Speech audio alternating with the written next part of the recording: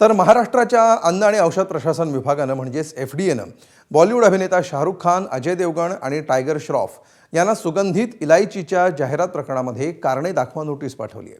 सुगंधित वेलचीच्या जाहिरातीच्या माध्यमातून पान मसाल्याची अप्रत्यक्ष जाहिरात केल्याचा आरोप करत महाराष्ट्र अन्न आणि औषध प्रशासनानं कारवाई केली आहे.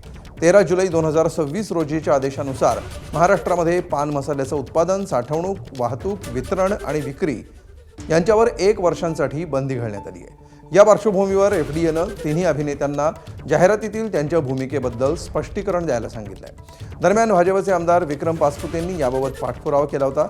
एखाद्या प्रभावशाली व्यक्तीकडून अशा पद्धतीनं जाहिरात होत असेल तर त्याचा प्रभाव युवा पिढीवर पडतो, अशी प्रतिक्रिया आमदार पाचपुते यांनी दिली. मी ज्या सभागृहात मांडलं होतं त्यावेळेस मला असं उत्तर मिळालं होतं की सरोगेटेड ॲड्सवरती राज्य सरकारचं कोणतंही बंधन नाही, पण मिसलिडिंग ॲडवरती नक्कीच होतं हे मी मांडण्याचा प्रयत्न केला. त्यावेळेसच्या आयुक्तांनी ॲक्शन घ्यायला अपेक्षित होतं, ते काही झालं नाही. पण आत्ताच आयुक्त तुकारामजी मुंडे साहेबांनी एक मोठा निर्णय घेतला आहे. त्यांचे मी विशेष असे आभार मानतो, कारण तरुणाई कुठेतरी भरकटायला लागली होती. या तरुणाईला एक दिशा देणं गरजेचं होतं आणि आपल्यामार्फत मी त्यावेळेसही विनंती केली होती की ह्या ॲक्टर्सनी तात्काळ ह्या ॲडव्हर्टाईज बंद करायला लावल्या पाहिजे. कुठेतरी त्यांना जनाची नाही मनाची जरी वाटत असेल तरी सुद्धा त्यांनी ह्या गोष्टीवर कारवाई केली पाहिजे. पण ठीक आहे, वेळ लागला, वर्ष लागला, पण आता कुठेतरी आता पावलं उचलत चाललेली आहेत. तर अभिनेत्यांना नोटीस देण्याऐवजी त्या कंपनीच्या मालकाला द्या, अशी प्रतिक्रिया आमदार रोहित पवारांनी दिली आहे. तर नशायुक्त पदार्थांची जाहिरात करणार असतील तर कारवाई होणारच, असं भाजप नेते राम कदम यांनी म्हटलंय.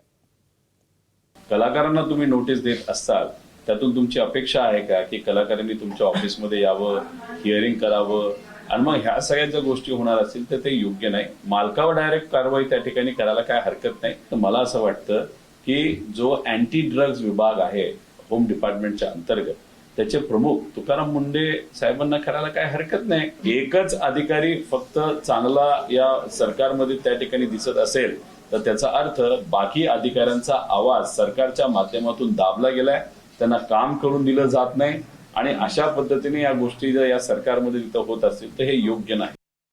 किसी एडवर्टाइजमेंट करने के पहले शाहरुख खान ने, अजय देवगन ने ये सोचना चाहिए कि किस चीज का आप एडवर्टाइजमेंट कर रहे हो, ऐसे कौन सी पैसे की आपको कमी है.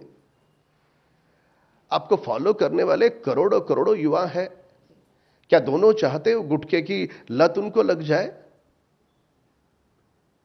इस बात का समर्थन कभी नहीं हो सकता.